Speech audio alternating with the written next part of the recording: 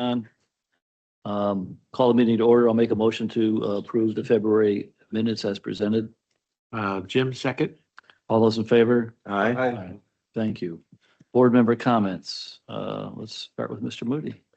Well, just wanted to say, really blessings for all those who are in the military. A lot of my family was in the military and the conflict in the Middle East. So I just want to say my prayers are out to families and individuals serving that are right over there now, as well as those who are traveling through that part of the world. That's really my primary comment. Thank you. Thank you. Mr. Bonfils. I would like to reflect those sentiments and then thank everyone for going through this winter and getting through all of the challenges we've had as a water company. And a lot of great work has been done. So thank you. Thank you. Mr. Buffington. Thank you. I just associate myself with all of those comments and thank our staff as usual. Mr. Yudd. Same as me. Thank you all, and associate myself with those comments. Appreciate Mr. Moody's sentiment as well. And hello to everybody. Thank you. Mr. Vega. Good afternoon. I'd like to echo the board members' comments as well, and thank you to all. Mr. Campbell. Yeah, we had, which Brian will touch on, I'm sure, but we had a great, I thought it was a good meeting with the towns and the county, and Alton and Brian did a great job of presenting and fielding questions. So appreciate that. And I think it's the right thing that we're trying to be helpful, have a posture that's helpful for the towns. There's some concerns, we're trying to take over the world and all this. It's like, no, we're really not. Really not. No, trust me, we're not. But at least there was a forum where we could be blunt and say, no, we're actually not. It's actually very expensive to serve these community systems and we really have no interest. So I thought it was a good meeting though. And I know that Phyllis appreciated it and Caleb and all that. So, appreciate all the work that went into that. Thank you. Mr. Kelly. I'll associate myself with the members' previous comments and wish everyone, those who celebrate, a happy Easter and happy Passover coming up. And Jack, I didn't buy a mattress last month. I missed the sale. Thank you. Thank you, Mr. Kelly. Mr. Salt. Oh, he's not here. He's on the cruise ship right now. Ooh. Yeah, I want to echo those comments. That was, very timely given where we are right now. And also, Mr. Campbell, especially Alton, he did a great presentation. He's not here, but it wasn't really necessarily our specific purview. So I know it was a lot of work to prepare for that. So I appreciate that. And then Mr. Kelly, you didn't mention St. Patrick's Day. You're Irish, aren't you? Yeah. You forgot about that. You just end. But yeah, I'm glad the winter's over. I know March is going to be a yo-yo and it seems like it's raining, so we need the rain, which is good. So, but that's all I have. Turn it over to our esteemed general manager. Thank you very much. Good afternoon, everyone. A few comments for you today. March is designated as Women's History Month, a time to celebrate the contributions that women have made and continue to make to our society. A big thank you to all the women who work at Loudoun Water. We appreciate everything that you do. March is also National Purchasing Month. The procurement team has a great responsibility and plays a significant role here at Loudoun Water. So please take a moment to thank our procurement team for the valuable work that they do every day. As Mr. Campbell mentioned, on February 17th, board leadership and staff attended a meeting to discuss utility challenges facing Loudoun's western towns. Elected officials and staff representing the Loudoun County government and the towns of Hamilton, Hillsborough, Lovettsville, Middleburg, Purcellville, and Round Hill were all in attendance. As requests for financial assistance have increased in recent years, the county has asked Loudoun Water to help to answer questions such as, is the county funding the right projects? Should the county provide more support to the towns? And are the towns adequately planning and funding their systems? This is a county-led and county-funded project, and we are partnering with the county similar to the Water and Wastewater Needs Program. Groundwater was also a topic at the meeting, and the county will be leading an expanded groundwater monitoring program in the West. Loudoun Water will be partnering with the county on this effort, and the towns have also expressed their interest in sharing their well data. Yesterday, March 11th, several Loudoun Water employees participated as judges in the annual Loudoun County Public Schools Regional Science and Engineering Fair held at Tuscarora High School. The goals of the fair are to stimulate student interest in science, technology, engineering, and mathematics, and to provide students opportunities to present research to STEM professionals in the community. Thanks to all our staff who volunteered their time to interact with these talented students. Through February, we've added 531 ERCs. Your Finance Committee is next scheduled to meet on Wednesday, March 25th at 8 a.m. And the CIP Committee is scheduled to meet on Thursday, March 26th at 8 a.m. That's all for me. Thank you. Thank you, Brian. Jewel, is there anyone signed up for public comments? Okay. Would someone make a motion to approve the agenda as presented? I'll make the motion to approve the agenda. Second. All those in favor? Aye. Board committee action, CIP, Mr. Bonfils. All right. There's a really very good report that'll be in the minutes and in the minutes of the committee. We started the meeting promptly at 8 a.m. as Marty always does, sometimes a little early.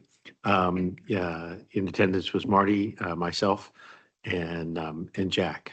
Keith was on business travel. There's quite a group of staff. I won't go through all the names for brevity, but it was a very good representation. The action item was the request for authorization to award basic ordering agreement, environmental BOA, and environmental engineering related services. And as everyone on the board is aware, this is all managed under the requirements of the VPPA, as well as the Loudoun Water purchasing policies. So with a lot of planning and staff to put that together it was in August that the RFP was prepared and went out. And, on October 17th, received 9 proposals from interested firms. And the proposals were reviewed by the six-member committee of the Loudoun Water staff. And the things that were responded to and the ratings were project team qualifications, 20%, firm BOA experience, 15%, the firm's technical experience, 25%, and the value added, 20%, change management, 20%. The technical experience was raised a little bit from previous years, so that was an interesting thing to remember. So our consulting companies are being evaluated more on their technical expertise this year than the past. So the committee made some recommendations on the companies that they wanted to move forward with, and they are Acatus, Corello, CDM Smith, Hazen and Sawyer, Jacobs, and they received a 1-year option, 1 year with 3 annual option years. In those, that's what's recommended. And the committee has forwarded that item to consent, and we had a unanimous vote of yes on that motion. There were a number of informational items: the capital construction report, capital spending summary, and then as mentioned, our next meeting is on the 26th at 8 a.m. and everyone is welcome. Thank you, Mr. Bonfils. Thank you. Consent agenda. I'll entertain a motion to approve the consent agenda as presented. Second. All those in favor? Aye. There are no action items nor new business, but there is one information item. It's the capital construction update by Mr. Flores. Good afternoon, everyone. I'll admit I was not sure whether we were providing the encore presentation to you, so bear with me while I get prepared here to get through it. We will talk about fourth quarter performance for construction projects for the capital programs group and the wastewater operations group in 2025, followed by the yearly report for change order performance across all of our construction projects.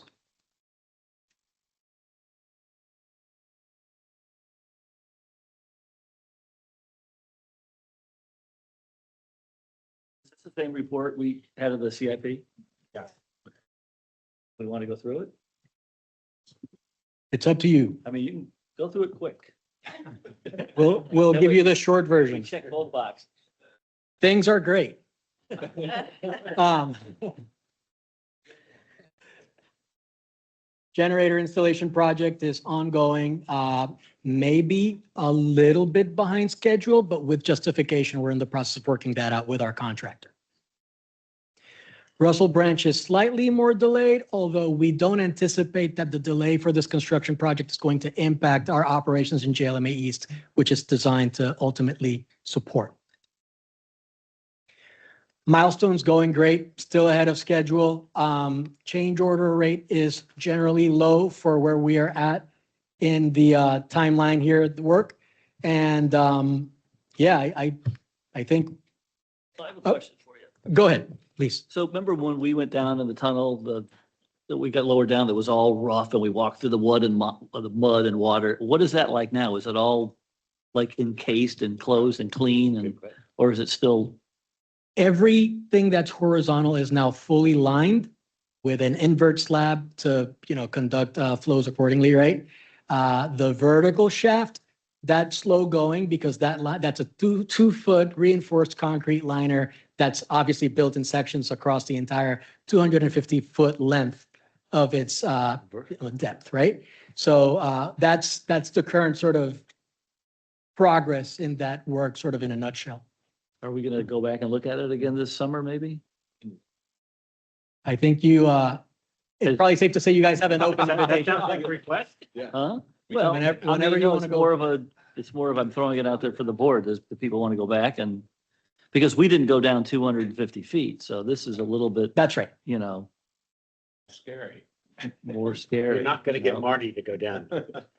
I'll spoil the excitement a little bit and tell you that, to get to the lower steps, now you can just walk right into it from the quarry side. Oh, okay. then we But can if do you that. insist in being deployed down the hoisted, man cage, I am sure we can accommodate. There was a that, lot Mr. of Chair. hugging going down that thing. All right, go ahead. Sorry to interrupt. I was just curious, it just popped into my brain. So, overall, big takeaway here is I think 0.6% of change orders over original contract cost for the fourth quarter of 2025 is right on par with our sort of as of late typical performance for change orders across the board. So that's good news. We've got some work that's completed as of the fourth quarter of 2025. I don't think that I can say too much about performance on these two projects, except for the fact that we'll acknowledge that we did have to come back for some additional contingency on Lansdowne for some unforeseen differing site conditions that we encountered during that work.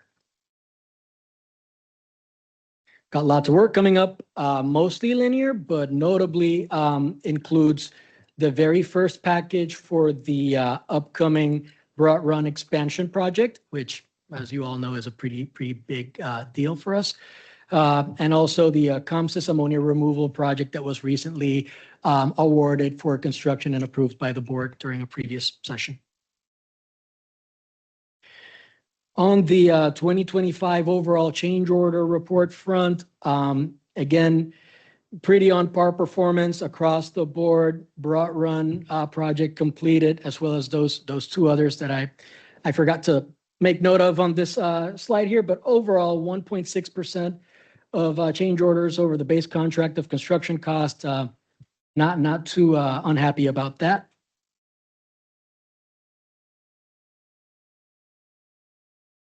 Nothing on the linear side to report on. And then lastly, this sort of shows the spread between our change order drivers or root causes for changes. And I mean, the larger amount is owner requested value added improvements, but not by much. And that's very similar to the report that we provided in 2025 for 2024 performance. So, things are pretty uneventful across the change order front, I'd probably say. And that's it. Wow, that was great. Good. Is that the new, Yeah, that was. for should I being- adopt that as the sort of new standard or? Sometimes. It took longer. When you get called, when you're not expecting, then you can use that format. That was a great job. That's fair. Thank Thank you. you. All right, monthly reports, legislative activity, Mark Peterson. All right, good afternoon, board members. We'll get this pulled up, but really it's one slide here that we're going to highlight. Okay, so there are 2 days remaining officially in the legislative session this year. It'll be wrapped up by Saturday. There are still several bills that are really being finalized in the last couple days.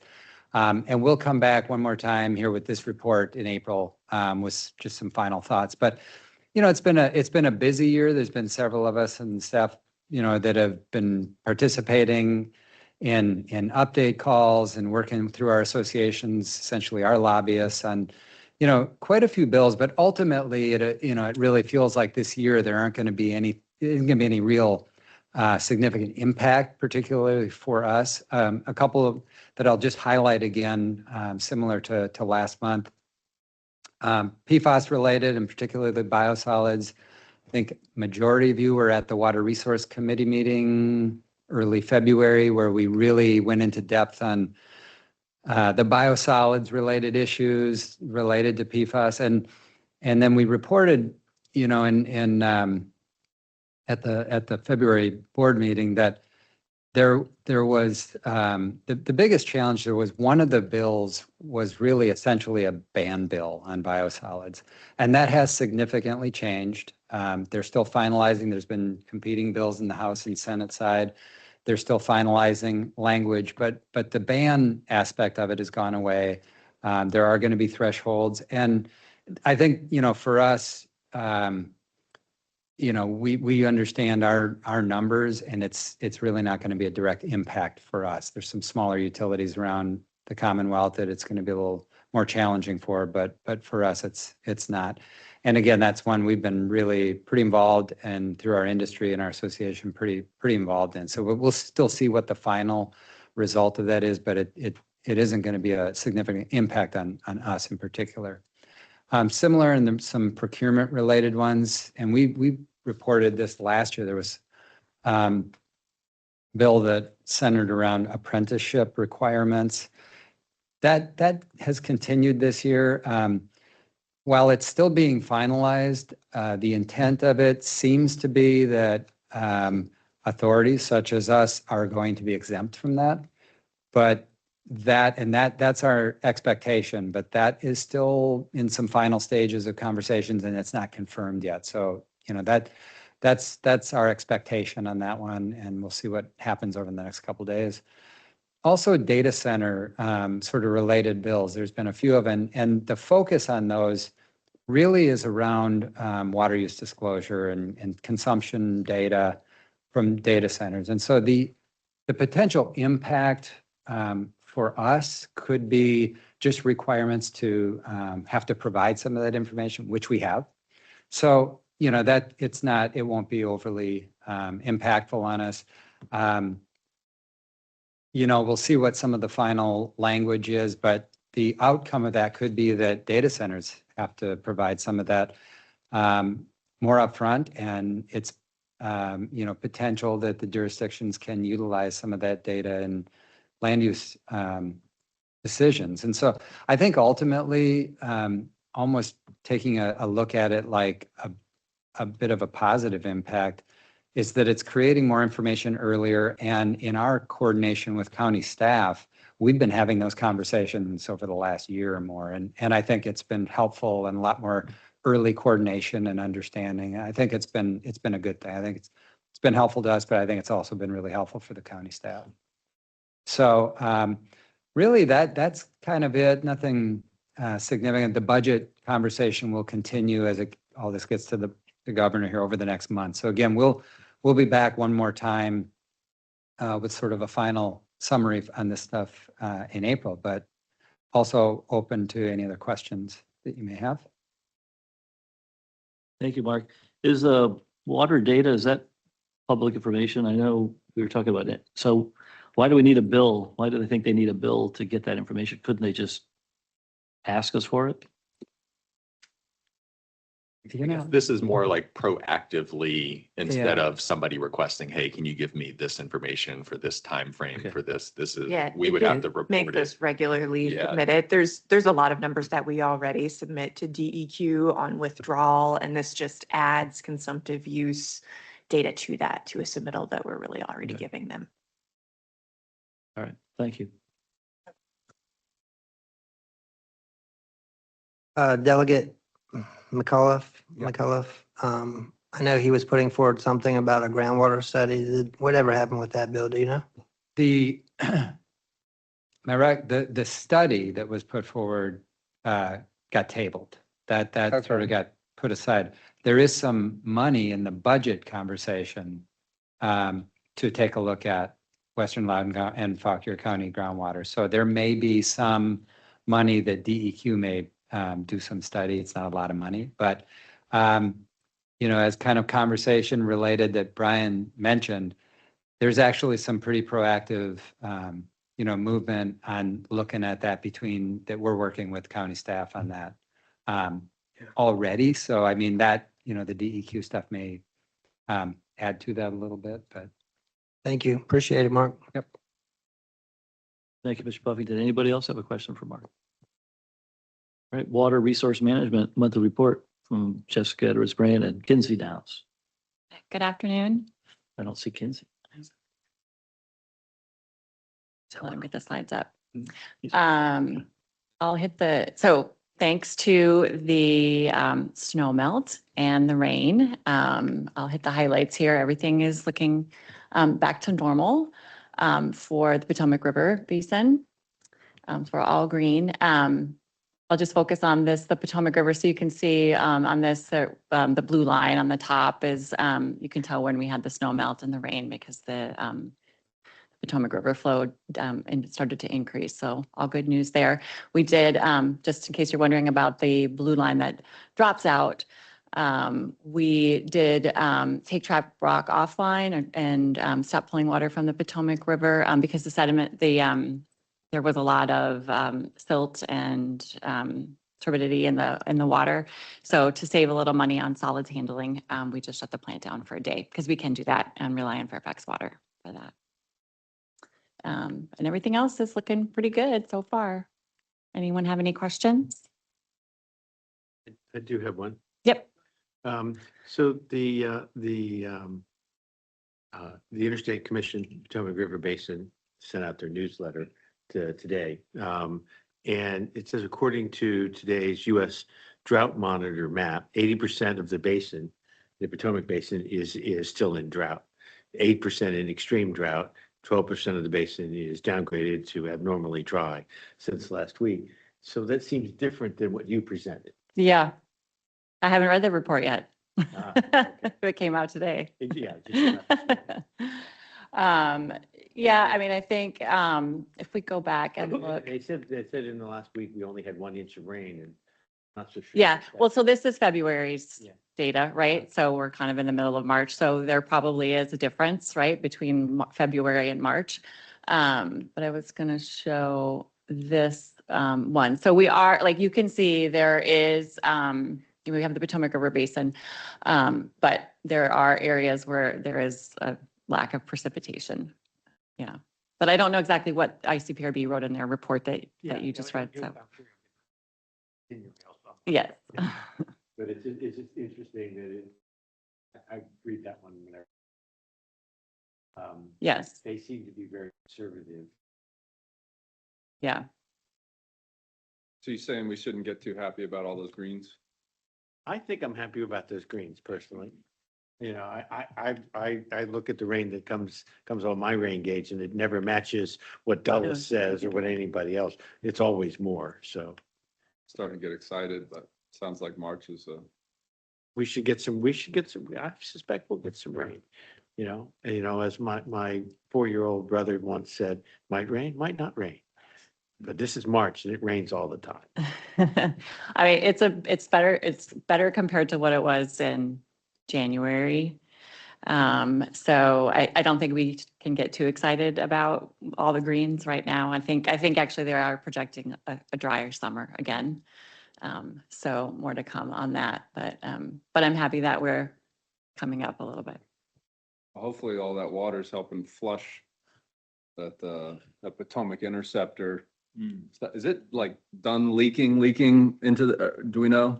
Do we have any update on I that? mean, yes, it's not actively overflowing, but it is just being bypass pumped. So that is the challenge until they get it repaired. There could still be additional overflows, particularly because it is so wet, right? When you size a bypass pumping station, you basically install as many pumps as you can get out there, but there is a limit to what they can pump. So the chance of more overflows is still there, but they are working as fast as they can to get it repaired. Have they shared an estimated date for getting that fixed?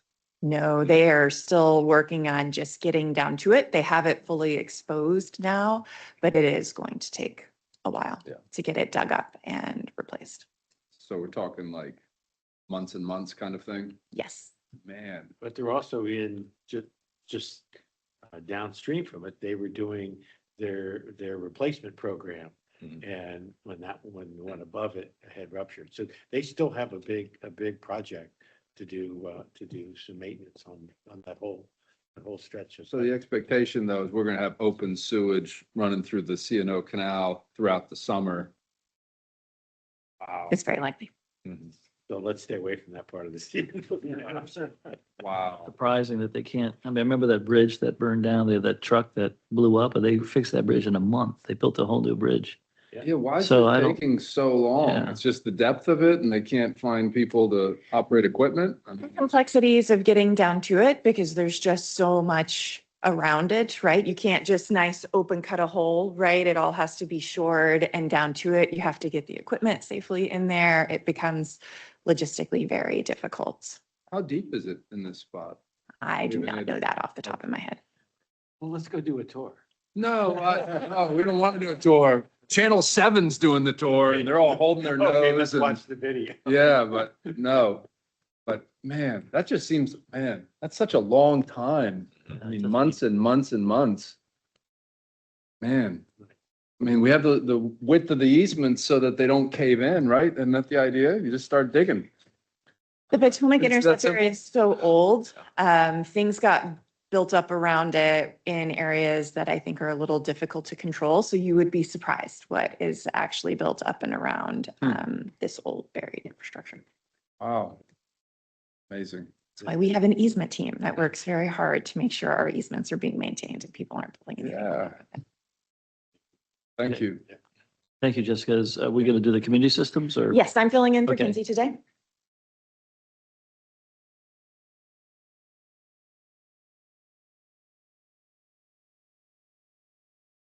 All right, and so starting at the higher level, drought.gov, looking nationwide, still has all of the county in moderate drought conditions. And then you can see at the Virginia level, while flows are in green, right? Even at the state level, they've got precipitation in yellow and groundwater in red. And I think this is reflecting a little bit of the discussion that we just had, that while we are getting precipitation, one, groundwater is slow to respond, and two, we have a lot of missing precipitation to make up for. And you guys have seen this one, so I want to skip over to where we have our advisory statuses for the groundwater systems.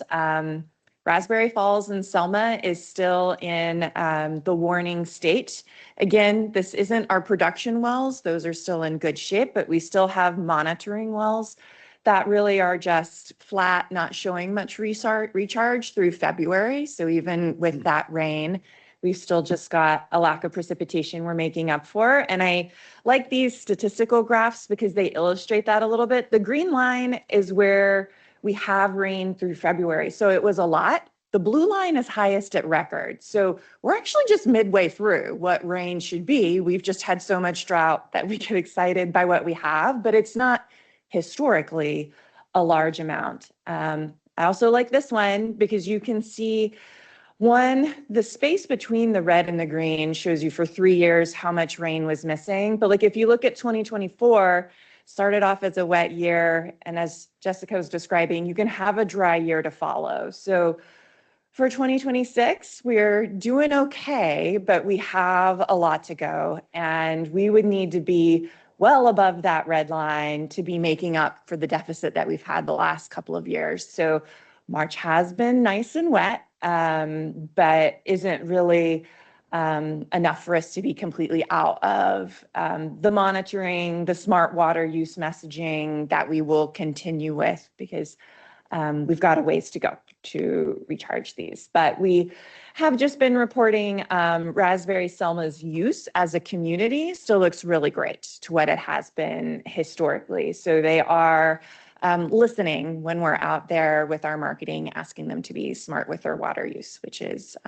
great for that community. Any questions? No, I really appreciate it, and it reminds us why we're building Milestone Reservoir. Might not help Selma, but it will help the rest of us. No, thank you. Thank you for filling in for McKinsey. Water and sewer agreements by Mr. Tran. So last month, everything was pretty standard in terms of course of business. So does anybody have any questions for me? Nope. All right, thank you. Excellent report. Finance summary, Sally Deller. These numbers are still draft, but everything's looking good. We're ahead of budget on revenues. We are under expenses by 0.2 million.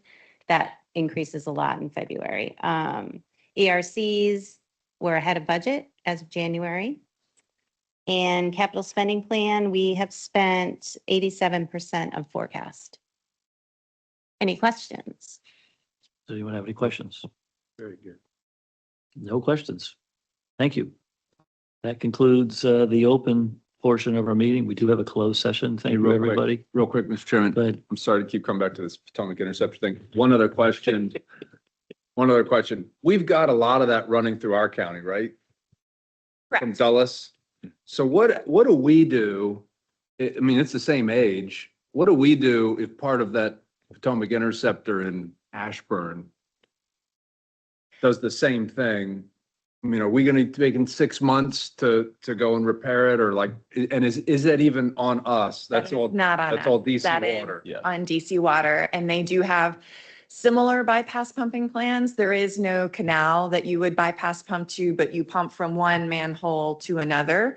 They would look for us for any kind of assistance we could give them on flow diversion, things we do like right now. We're processing as much as we can through Broad Run to minimize, but that is still their responsibility. They have inspected, they have ratings on all of this. There are projects out there to come in and start lining these sections to get them shored up.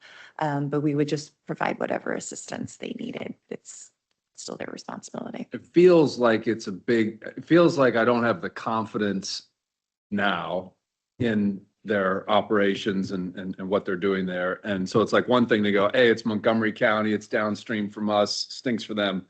But you know, it's such a huge environmental disaster, frankly, and it would just be devastating for that to happen here in our county. And especially above the other intakes. yeah, and the pipes are all roughly the same age as I understand it. So I'm going, man, if this is happening over there, like when's the next one happening? You know, and is that going to be happening here in our backyard? And what are they going to do about it? If this is indicative of their response time, like this is just really underwhelming.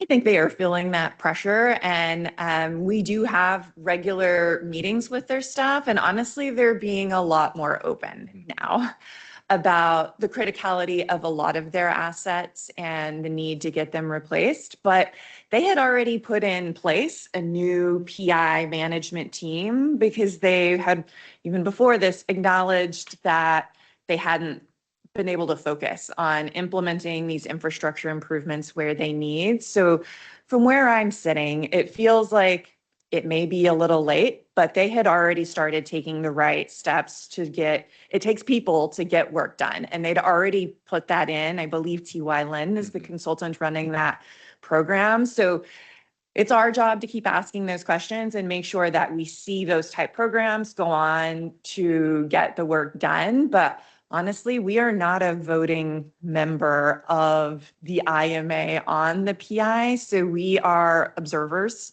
of their activities and don't have a say in what work gets done, but we do participate closely, work very close with Fairfax County, who is a voting member of that agreement. So we do what we can. Is this an opportunity for us to push to get a vote, for instance? We've asked, there's Yeah. not much interest on their end in opening up the IMA. And we really don't have any leverage No. on them to get that, Yeah. but we do ask Yeah. a lot. Except we just pay our bills. Yes, They'd like. yes. Well, And- is Maryland and Virginia and the federal government and everybody's like all kind of pointing fingers and, trying to figure out this. If there's additional oversight here or there's legislation being proposed or whatever, it'd be interesting to see if there's an opportunity for the Commonwealth of Virginia or somebody else to say, hey, you really need Loudoun Water to have a say in this because it's running through their county. And then I also just wonder if in terms of oversight, I mean, are we actually able to provide any of that and to see what they're doing? And maybe we're looking at the analysis that's being done or, cameras that are going through and we're not as comfortable as you are that this pipe is going to be here for another 2 or 3 years. We No. don't have any of that. We're not even getting Fairfax County or WSSC, that type of oversight or control. That is still within their organization and their consultants. Even the signing members, you are told after the fact what was done and what your cost share is, but there isn't anybody other than DC Water that has what you're looking for there. The voting members really get their oversight through after the fact auditing of Of the expenses. Like WSSC has a dedicated staff member who spends pretty much their whole time auditing DC Water's expenses that are charged to us in WSSC in Fairfax County. Well, I don't like this arrangement. Maybe there's nothing we can do about it, but maybe between talking with the county staff or, our representatives at the state or federal government or whatever, and I'm happy to maybe have some of those talks with our elected officials, but I just don't like how this thing's unfolded. And I don't like the prospect that this happens in our county and who knows how long this is going to take to clean up and so forth. We spend so much time and energy trying to protect our environment and do all this stuff. And it's like, oops, the pipe just broke and it's going to be 6 months of raw sewage or who knows what. I'd like to add on to where Mr. Campbell's going. That one of the really interesting things that I observed in the amount of information that was released to the public was a message that was sort of cloaked in the following. The break occurred below the Great Falls intake, but above the Little Falls intake. So two locations, which really would be critical in realizing what is the impact of this spill, not just environmentally in general, but back to the water source itself. And so I think a lot of folks came away with, well, it was below the major intake, but it was above another, I guess, secondary intake. And so I think there's an angle in there for us to be able to develop a position saying, we're a customer, we are a bulk rate purchaser. And in that comes a bundle of expectation and rights for information. And if we are buying that water, we really would like to understand not just your approach at solving this particular problem, but what could the impact be to us as a customer of that bulk water? And what safeguards are you putting in place? Because we are a responsible entity for the system that we own and operate and have so much safeguard in place over our own facilities and replacement and repair and that type of thing. So I think there's a way in as the customer. And then because we are receiving that water, shouldn't we be entitled to like a full accounting of information separate from the structure that you're describing? So I just think there's an awful lot of a way in to get more information. Well, just to add a little clarity on that one, because there's a couple different entities here. So there's DC Water and the Blue Plains and the Potomac Interceptor. Separately, there is the water supply is the Washington Aqueduct, which is the Army Corps of Engineers. That is what is the intakes, and their only customer is DC Water. And as far as those intakes, the one that was below it, it's a secondary one that they don't have to use, but we don't receive water. That's a completely separate entity, and they provide drinking water for DC Water. DC Water doesn't do their own. So, just a little bit of some clarity there, but I think the general point is you're right. I mean, we're still a customer of DC Water with the Potomac Interceptor and what's kind of the situation here. And I think your explanation helps because the more that we understand the layering of responsibility, the easier it is to get info. Right. But we're entitled to it, and I think that the population that we serve would want to know as well. And so that's why I was sort of emphasizing the way in for that information. Thank you. Just to add on to that, we have about 8 or 9 miles of the interceptor that are in Loudoun County.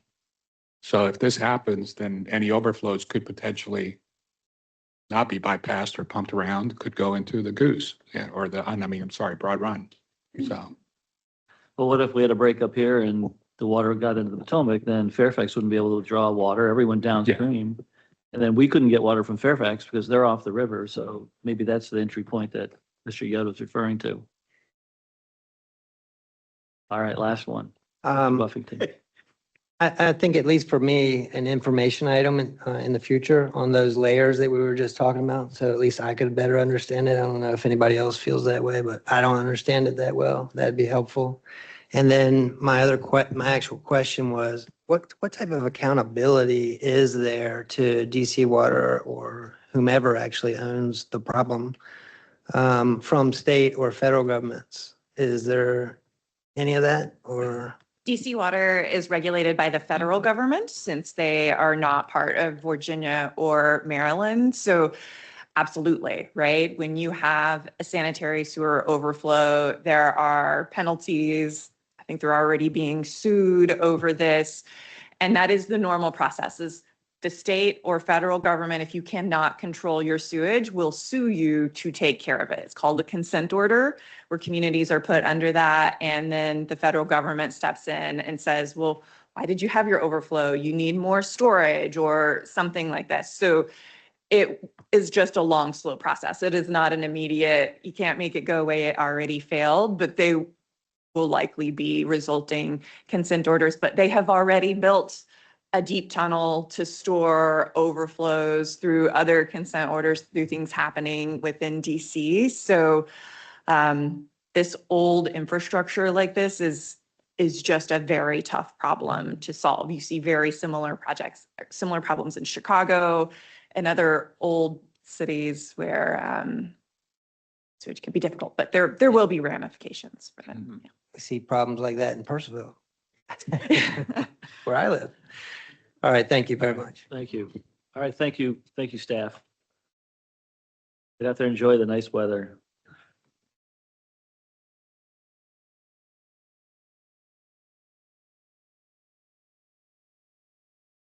Too young.